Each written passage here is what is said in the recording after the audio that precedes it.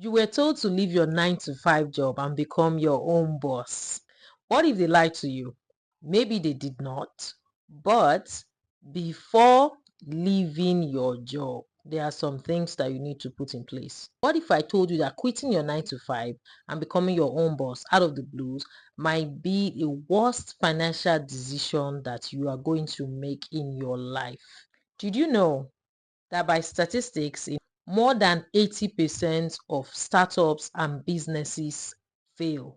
Why, you may ask? There are a lot of reasons, but one, no guaranteed paycheck, no health insurance, and worst of all, no paid leave. Are you still thinking of quitting that job to become an entrepreneur? Please hold up before you come for me.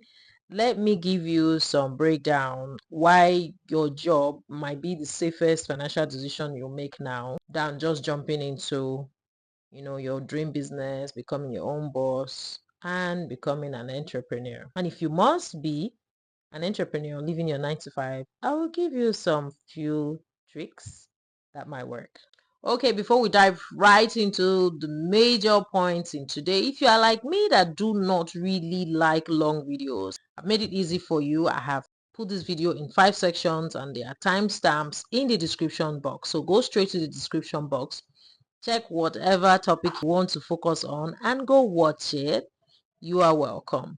So the first point I'm going to talk about today in this first part is myth and reality.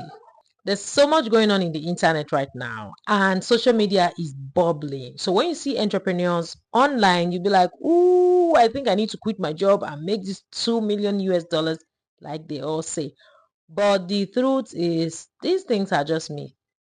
Some of them are real. Some of them are just putting these things together so people would, have what's it called? Have respect for them and believe them when they talk. But the reality is building a business from scratch takes time, hard work, and sometimes your business will crash along the way. I always use my brand as an example. I had one, there was a time I was trying to go into leather, making of slippers. I was trying to make leather slides. The business crashed even before it started. Not very funny, but that's the reality. I sold a few pieces and I did not make market research about the business and I went into it. In like few months, it crashed. But I've had one brand that I've had for years that I'm still pushing and it's still going smoothly, which is my beauty brand. So there was this beauty brand I used to see online. She had so much going on her social media page. So there was a day I went to shop for raw materials to make new products and we met. You are the face behind this brand. She said yes. So I told her I'm also the face behind the 80 Pig brand. We exchanged greetings and numbers and all. And I told her, okay, I see so much going on, millions, please.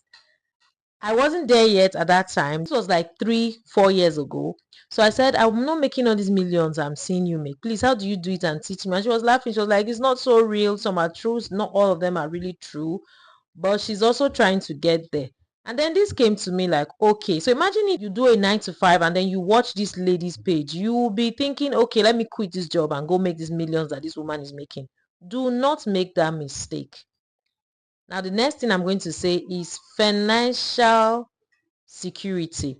Now, don't be shocked. A 9 to 5 has a predictable income. You know that by the end of the month you are making 4,000 US dollars. You know by the end of the month you are making 3,000 US dollars. You know by the end of the month, because that is your paycheck. But for an entrepreneur, the case is different.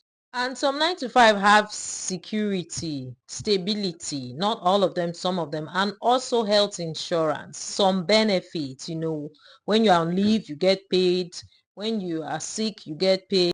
Business owners have fluctuating incomes. This month, 1,000 US dollars. Next month, 100 US dollars. Yes, and there are taxes, there are other burdens. There are a lot of things. You have to pay workers. There are a lot of things you have to do. And this is the reality. It is not easy. So before you quit your 9 to 5, think again. So the next thing I'm going to talk about is economic risk. In an issue where there's an inflation, where there's increase in tax, it will tell on business owners. Yes, because you are going to pay more tax when there's an inflation in the economy. As a 9 to 5, you will feel it, but not as much as an entrepreneur, a business owner, because a business owner will be affected by the increase in tax, will be affected by the increase in inflation and other things, and still pay the workers.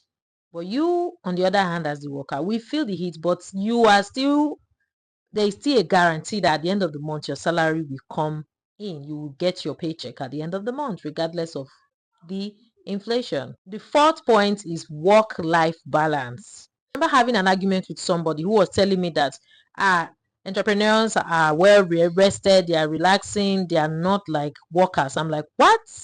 Hmm.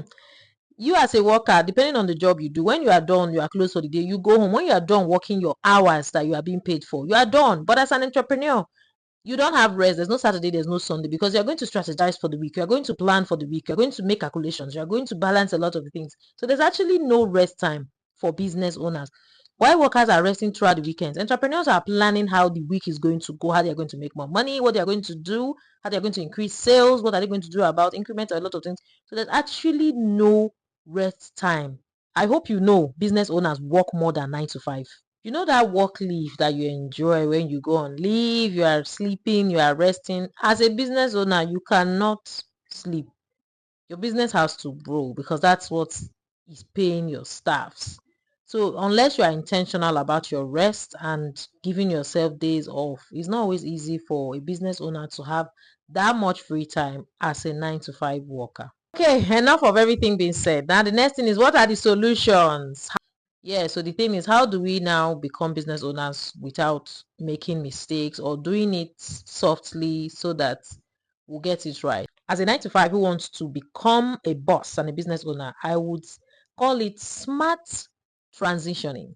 So before you quit your 9 to 5, make proper market research. The previous video where I dropped, you check it, where I talked about some things that affect businesses, that make them crash even before they start. Watch that video. I'll drop the link in the description box, and you can also get it up here. Once you are starting a new business, make all the research, do what you have to do, ask questions, start it gradually without quitting your 9 to 5. Start the business, be doing it gradually, understand the business, know if you can take a risk and how much it will take you, how long it will take you to stand on your feet before you jump out of your 9 to 5.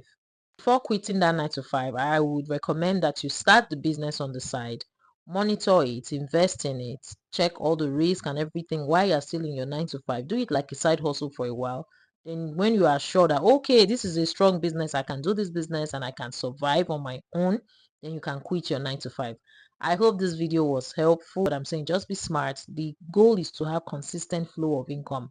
If it comes from your 9 to 5, good. If it comes from your business, then it's okay.